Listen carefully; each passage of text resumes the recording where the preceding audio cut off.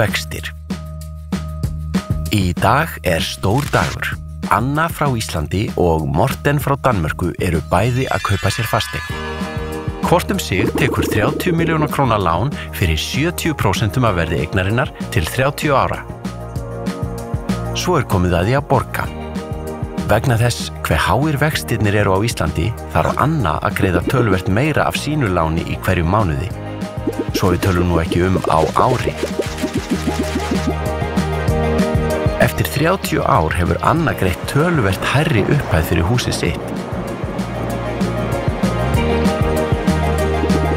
Þrátt fyrir að upphaflegur kostnaður hafi verið sá sami.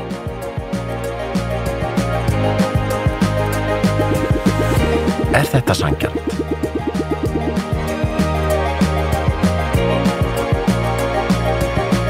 Stöndum saman og berjumst fyrir betri kjörum á húsnæðismarkaði. Kynntu þér kröfugerðina á wafr.is.